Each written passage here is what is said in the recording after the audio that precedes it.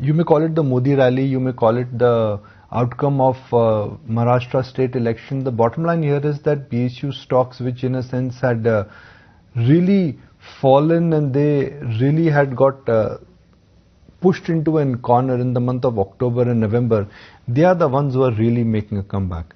I don't expect a very universal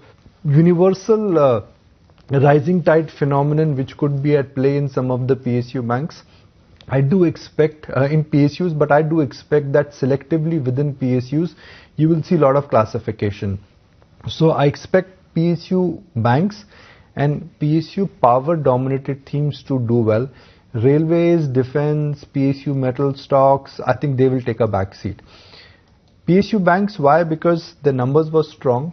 PSU banks, why? Because they are still very cheap, and the earnings trajectory, which is a combination of credit growth and NPA cycle, that is headed in the right direction. So PSU stocks are cheap, markets are looking at rotating. The rub-off effect of what is happening in some of the large banks, I think would be visible, at least in PSU banks. So that's one trade.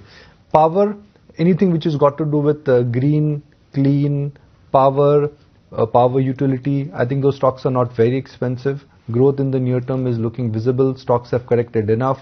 NTPC debut was not a table thumping one, but was a decent one. So I think PSU banks and PSU power related themes, even for that matter PFC and REC, I think those stocks are looking interesting. So if you really have to look at this entire PSU comeback, you want to stay with, let's say, PSU power financiers, PSU finances, PSU power dominated themes, and PSU banks.